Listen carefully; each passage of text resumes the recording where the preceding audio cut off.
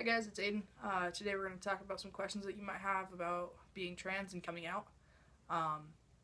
If you're in an unsupportive household, whether or not you should come out to school, and how to go about having people use the proper pronouns.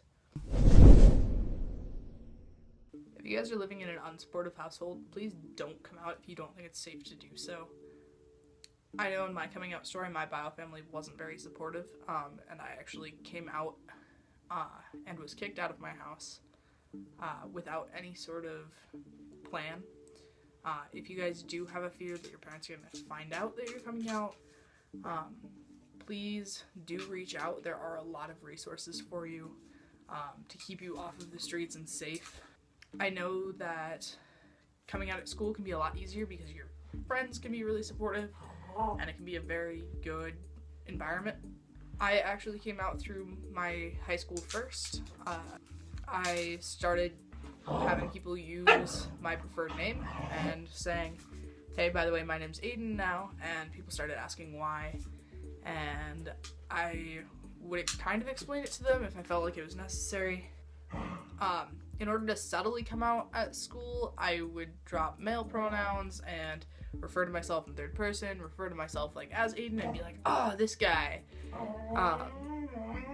That seemed to be the easiest way for me.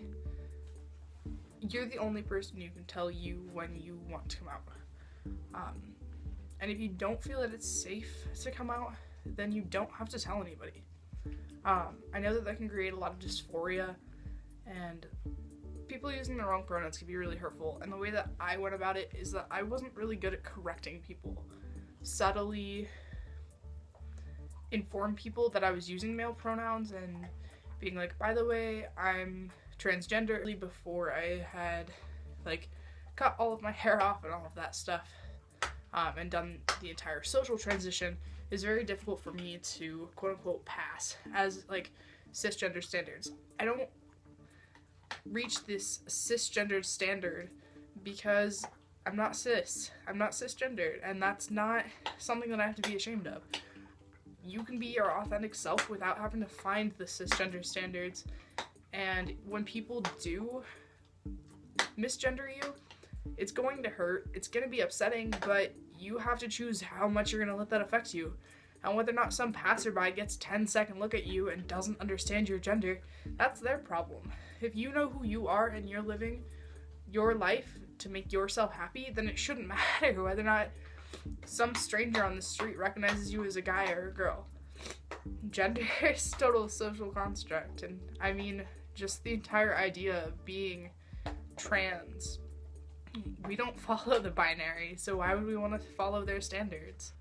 Anyway, I hope that was a little bit of a help. I will see you guys next week. If you need any help with resources, message me. Also, be sure to follow our Instagram and our Facebook, and I'll see you guys next week. Hey guys, Loki and I are trying to get some filming done.